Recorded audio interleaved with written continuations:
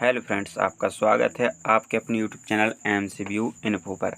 आज हम बात करने वाले हैं right to education RTE portal के द्वारा जो कि न्यू आवेदन यहाँ पर ऑनलाइन शुरू हो गए हैं। जैसा कि आप देख रहे हैं RTE एडमिशन 2021-22 के लिए यहाँ पर आवेदन की प्रक्रिया शुरू हो गई है। तो हम आज आपको इस वीडियो के माध्यम से 2 वीडियो के माध्यम से आपको पार्ट 1 पार्ट 2 के माध्यम से पूरी जानकारी आपको देने वाले हैं।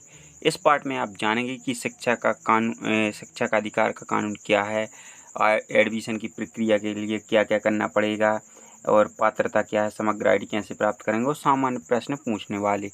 और जैसा कि आप जान पाएंगे कि ग्राम वार्ड की स्कूल की सीटें कितनी खाली हैं कैसे देख पाएंगे, और RTI कोटा के अंतर्गत ऑनलाइन लॉटरी में सम्मिलित स्कूल कौन कौन से हैं। तो इस प्रकार से देखिए आवेदन प्रक्रिया क्या है, तो आपको पूरी जानकारी हम देने वाले हैं। तो देखिए यहाँ शिक्षा का कानून हम समझ लेते हैं।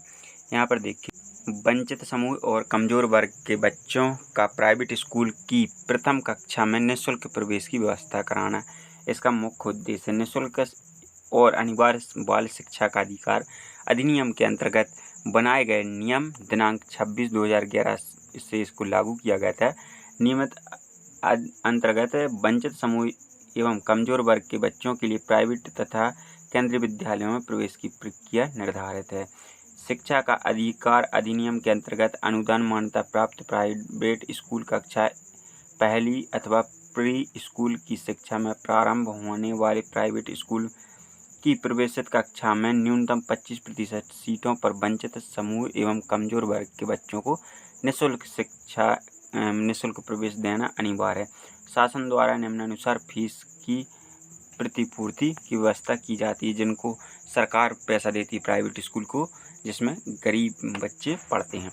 स्कूल की पड़ोस की बसाहटों में निवासरत इन वर्गों के परिवार के बच्चों को उपरोक्त सुविधा लाभ उठा सकते हैं। निःशुल्क प्रवेश हेतु आवेदन की तिथि 16 जून 2021 एवं 25% की लॉटरी द्वारा चयन किया जाएगा। छात्रों को प्रवेश के बाद संबंधित स्कूल में कक्षा 8वीं तक निःशुल्क सुविधा रहेगी आपको पढ़ने की। तो देखिए अब इसमें जानते हैं वंचित समूह वर्ग कौन सा है, कमजोर वर्ग। तो यहाँ वंचित समूह, जैसा कि वंचित समूह के अंदर अनुसूचित जाति, ST SC, विमुक्त जाति, वनभूमि, जो वनभूमि पर निवासित हैं परिवार, और 40% से अधिक निःशक्तता वाले बच्चे शामिल हैं, जो हैंडीकैप रहते हैं ऐसे बच्चे। और कमज़ोर वर्ग मतलब गरीबी रेखा, BPL अगर आपके पास है, BPL कार्ड है अगर, तो आप इस आवेदन को भर सकते हो HIV ग्रस्त बच्चों के लिए। तो यहाँ पर देखिए HIV पूरी जानकारी दी है, जिसको लिंक मिल जाएगी, आप वहाँ से भी पढ़ सकते हैं। इसके बाद हम बात करते हैं, तो देखिए हम यहाँ पर कुछ प्रश्नों से संबंधित प्रश्न उत्तर जान लेते हैं। जैसा कि आपके मन में बहुत सारे प्रश्न उठते हैं, तो यहाँ देखिए ऑनलाइन लॉटरी में आवेदन करने वाले बच्चों को प्राइवेट स्कूल की किस कक्षा में निःशुल्क प्रवेश प्राप्त कर सकते हैं। किस कक्षा में, देखिए यहाँ किस कक्षा में निःशुल्क प्रवेश की पात्रता है। अधिनियम में दिए गए प्रावधान अनुसार गैर अनुदान मान्यता प्राप्त प्राइवेट स्कूल की प्रथम कक्षा में आप प्रवेश कर सकते हैं। यहाँ पर प्रथम कक्षा के लिए RTE के तहत किस वर्ग के बच्चे को निःशुल्क शिक्षा प्राप्त होती है। तो देखिए ऐसे बच्चे जो आवेदन हेतु हैं जिनके अभिभावक निम्न वर्ग से संबंधित है, जैसे कि आपको पहले ही बता चुके हैं, अनुसूचित जाति, अनुसूचित जनजाति, वनभूमि, पट्टा, विमुक्त जाति, जैसा कि इतने दिए गए हैं, बंजारा, हावड़ा, भाटू, चंदबेरिया, बैरागी, कंजर। तो इस प्रकार के जी यहाँ पर दिए गए। निःशक्त जन, मेडिकल बोर्ड द्वारा प्रमाण पत्र जारी होना चाहिए निःशक्त बच्चों का, और HIV ग्रस्त बच्चे। और कमजोर वर्ग जैसे वैध BPL कार्ड, अंत्योदय कार्ड धारी परिवार के बच्चे, जैसे कि अनाथ बच्चे जो आश्रम में पढ़ने वाले बच्चे हों। और उसके बाद देखिए यहाँ पर COVID-19 जिनके कारण जिनके माता पिता की मृत्यु हो गई है, उन बच्चों के लिए यहाँ पर पूरी शिक्षा का यहाँ पर प्रावधान दिया गया है कि उनको एडमिशन मिलेगा। इसके बाद देखिए किस उम्र के बच्चों की प्रवेश की पात्रता है, मतलब कितनी उम्र आवश्यक है। तो देखिए निम्नानुसार दिए गए हैं। नर्सरी, KG1, KG2 के लिए यहाँ पर न्यूनतम जो है 3 से 5 वर्ष आपको होने चाहिए, और कक्षा पहली के लिए प्रवेश की न्यूनतम 5 वर्ष पूर्ण हो जाएं और 7 वर्ष से अधिक नहीं होने चाहिए, यानी कि आप 5 से 7 वर्ष के बीच होना अनिवार्य है। सत्र 2021-22 में निःशुल्क प्रवेश हेतु आयु की गणना जो की जाएगी 16 जून के से की जाएगी। 16 जून तक आप 5 से 7 वर्ष के बीच होना अनिवार्य है। किन स्कूलों में प्रवेश हेतु ऑनलाइन आवेदन कर सकते हैं?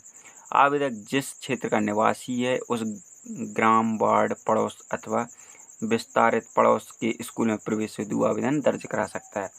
निवास का प्रमाण पत्र जैसे अथवा ग्राम अथवा वार्ड, पड़ोस की विरासत सीमा का निवासी होने के लिए बच्चे को पालक या अभिभावक के निम्नलिखित में से दस्तावेज मान्य होंगे, जैसा कि मतदान, राशन कार्ड, पात्रता पर्ची, समग्र ID, जॉब कार्ड हो गया, ठीक है। उसके बाद पासपोर्ट हो गया, लाइसेंस हो गया या बिजली का बिल हो गया, अन्य कोई सरकारी दस्तावेज जो कि अभिभावक के निवास का पता अंकित हो, इस प्रकार से। इसके बाद देखिए यहाँ पर मेरा बच्चा पूर्व से RTE के तहत प्राइवेट स्कूल में निःशुल्क पढ़ रहा है तो क्या दोबारा आवेदन कर सकते हैं? जी बिल्कुल नहीं कर सकते आप। तो देखिए यहाँ पे छठवां प्रश्न, क्या आप पूर्व से RTE के तहत अध्ययन कर रहा बच्चा फिर से आवेदन कर सकता है? नहीं, तो यहाँ पर बिल्कुल नहीं कर सकते। आवेदन पत्र में से संबंधित जिज्ञासा जो उठती है वो आपको यहाँ पर बताने वाला हूँ। आवेदन का प्रारूप आप कहाँ से प्राप्त कर सकते हैं? तो देखिए मैं अभी आपको बताने वाला हूँ कि आप प्रारूप कैसे डाउनलोड कर पाएंगे, जो कि अभी फॉर्म कैसे भरते हैं वो बताने वाले हैं, तो वो उसमें आपको प्रारूप भी बता देंगे। तो देखिए आपको यहाँ पर ऑनलाइन पोर्टल से भी डाउनलोड कर सकते हैं और जिला शिक्षा केंद्र अधिकारी से भी प्राप्त कर सकते हैं। आवेदन पत्र कहाँ जमा करना होता है? आवेदन केवल ऑनलाइन ही दर्ज होंगे, ऑफलाइन नहीं किए जा सकते, अतः आवेदक द्वारा स्कूल में आवेदन की हार्ड कॉपी जमा नहीं की जाएगी। आवेदक पोर्टल पर अपना ऑनलाइन आवेदन स्वयं कर सकते हैं। ऑनलाइन आवेदन करने के लिए किसी प्रकार की परेशानी नहीं होगी, तो होती है तो वह संबंधित विकास खंड के जनपद शिक्षा BRC में से कार्यालय में जाकर RTE प्रवेश हेतु हेल्प डेस्क पर सहायता हेतु प्रवेश के लिए आवेदन कर सकते हैं। तो यहाँ पर देखिए इस तरह से दिया गया है, जो आपको पढ़ लेना है। अधिकतम कितने फॉर्म जमा कर सकते हैं? केवल एक ही फॉर्म आप जमा कर पाएंगे। ऑनलाइन फॉर्म जमा करने के बाद OTP प्राप्त होता है, उसका क्या करना है?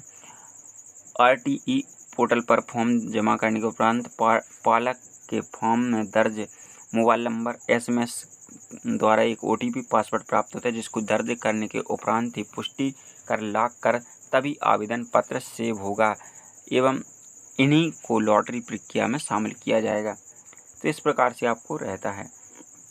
सत्यापन से संबंधित कुछ प्रश्न होते हैं। ऑनलाइन आवेदन करने के पश्चात सत्यापन कहाँ होगा? ठीक है, तो आवेदक जिस ग्राम या वार्ड का निवासी उसके नज़दीकी जन शिक्षा केंद्र होता है, उसमें ऑनलाइन आवेदन की पावती तथा सत्यापन प्रपत्र डाउनलोड करके ले जाए और तथा साथ में आवेदन में दर्ज प्रमाण पत्र अनुसार मूल दस्तावेज लेकर चुने गए जन शिक्षा केंद्र में सत्यापन करा ले। सत्यापन नहीं कराने की स्थिति में क्या मेरा नाम लॉटरी से कट जाएगा? नहीं। ऑनलाइन आवेदन करने के पश्चात सत्यापन केंद्र में जाकर सत्यापन करना अनिवार्य है। सत्यापन के उपरांत पात्र किए गए बच्चे ही ऑनलाइन लॉटरी में शामिल हो पाएंगे। प्रवेश की प्रक्रिया क्या होगी?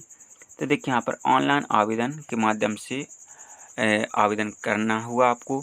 इस आवेदन करने के पश्चात आपको पावती और सत्यापन प्रमाण पत्र डाउनलोड कर अपने ग्राम मतलब जहाँ पे भी आपका नज़दीकी संकुल केंद्र हो वहाँ जाकर आपको उसको वेरीफाई करवाना है। मोबाइल ऐप के माध्यम से सत्यापन करता पात्र या अपात्र करेंगे। सत्यापन उपरांत पाए गए बच्चों को ऑनलाइन लॉटरी प्रक्रिया में सम्मिलित किया जाएगा। ऑनलाइन लॉटरी में यदि नाम आता है तो वह स्कूल का आवंटन होगा। ऑनलाइन लॉटरी में नाम आने पर स्कूल आवंटन होगा, उसके पश्चात सीधे स्कूल में प्रवेश लिया जा सकता है। क्या सत्यापन के समय तो यहाँ पर देखिए क्या दिया गया, मूल दस्तावेज कौन कौन से दस्तावेजों की आवश्यकता होती है। तो देखिए कौन कौन से होंगे, जो आपने देखिए यहाँ पर जो दिए गए हैं दस्तावेज, अब वो आपको ले जाना है। अनुसूचित जाति, अनुसूचित जनजाति, अगर इस जाति है तो प्रमाण पत्र ले जाना पड़ेगा, और अगर नहीं है तो आप BPL कार्ड ले जा सकते हैं, अंत्योदय कार्ड ले सकते हैं। जिस क्षेत्र में निवासित हैं उसका निवास प्रमाण पत्र, जन्म प्रमाण पत्र, फोटो, आवेदन की प्रति और सत्यापन की प्रति, इतनी चीज़ें आपको ले जानी है। ऑनलाइन लॉटरी के पश्चात जो संबंध में जिज्ञासा वाले प्रश्न होते हैं, ऑनलाइन आवेदन के बाद प्रवेश कैसे होगा। तो देखिए यहाँ पर जो दिया गया है, पारदर्शी ऑनलाइन लॉटरी प्रक्रिया से एक ही दिन में पूरे प्रदेश में आती है। जो लॉटरी पोर्टल पर ऑनलाइन दर्ज कर लॉक किए गए पत्र अनुसार आवेदकों का सत्यापन उपरांत होने के बाद लॉटरी की प्रक्रिया सम्मिलित किया जाएगा। तो इस प्रकार से देखिए लॉटरी की कार्यवाही केवल एक चरण में होगी, अतः आवेदक को 10 स्कूल के विकल्प चयन करने की सलाह दी जाती है। जैसे कि आपका नाम आ जाता है तो आपको वहाँ पर स्कूल सेलेक्ट करने होते हैं। लॉटरी में स्कूल आवंटन होने पर आपको यह SMS के माध्यम से आपको जानकारी दी जाएगी। आवेदक पोर्टल से आवंटन प्रमाण पत्र डाउनलोड कर पाएंगे और आवंटन पत्र की प्रति ले जाकर संबंधित स्कूल में समय सीमा में प्रवेश ले लें।